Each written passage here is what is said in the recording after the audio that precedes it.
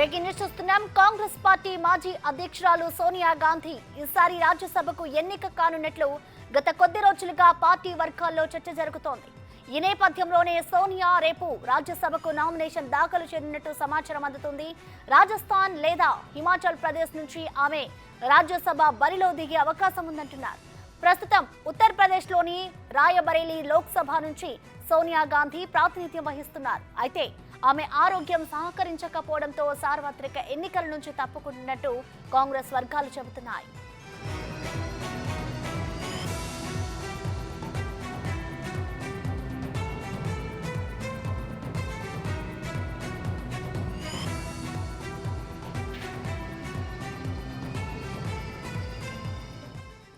దీనిపై మరింత సమాచారాన్ని మా ప్రతినిధి శివ అందిస్తారు. శివ, చెప్పండి. కాంగ్రెస్ పార్టీ మాజీ అధ్యక్షురాలు సోనియా గాంధీ ఈసారి రాజ్యసభకు ఎన్నిక అవనున్నట్లుగా తెలుస్తోంది. దీనికి సంబంధించిన అసలు కంప్లీట్ డీటెయిల్స్ ఏ విధంగా ఉన్నాయి శివ?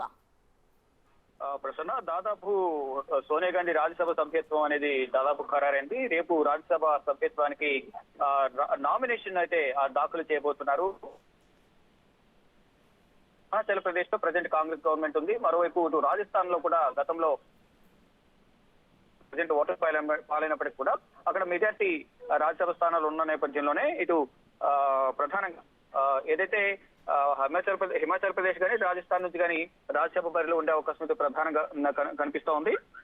అంటే ప్రత్యక్ష ఎన్నికల నుంచి, అంటే గతంలో రాయ్బరేలీ నుంచి లోక్సభ ఎంపీగా ప్రాతినిధ్యం వహిస్తున్నారు. అయితే ఈసారి రాయ్బరేలీ ప్రియాంక గాంధీ బరిలో ఉండబోతున్నారు. ఈ నేపథ్యంలోనే ఒకవైపు అనారోగ్య సమస్యలు, వయసు రీత్యా సోనియా గాంధీ పెద్దల సభకు వెళ్లే విధంగా కూడా నిర్ణయాలు తీసుకున్నారు. ఇటు కాంగ్రెస్ నాయకత్వంలోని ఇతర నాయకులందరూ కూడా సోనియా గాంధీని రాజ్యసభకు పంపించాలి. ఒకవేళ లోక్సభ ఎన్నికల్లో పోటీ చేసినప్పటికీ ప్రజలకు వచ్చి ప్రచారం చేయాల్సి ఉంటుంది కాబట్టి అనారోగ్య సమస్యల వల్ల ఇబ్బందికర వాతావరణం ఏర్పడే అవకాశం ఉన్న నేపథ్యంలోనే సోనియా గాంధీ రాజ్యసభకు వెళ్లబోతున్నారు. రేపు రాజ్యసభకు నామినేషన్ దాఖలు చేయబోతున్నారు. నామినేషన్ దాఖలు చేసిన తర్వాత అంటే ఎక్కడి నుంచి ప్రాతినిధ్యం వహించబోతున్నారు, హిమాచల్ ప్రదేశ్, రాజస్థాన్ అనేది కూడా రేపు మనకు అధికారిక ప్రకటన అయితే వెలువడే అవకాశం కనిపిస్తోంది. మొత్తంగా చూసుకుంటే కనుక రాజ్యసభ నుంచే ప్రధానంగా ప్రాతినిధ్యం వహించబోతున్నారు.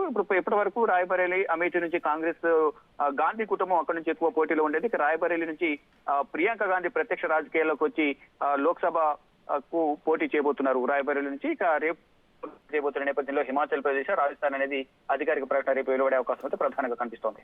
Prasanna. Right Shiva, thank you.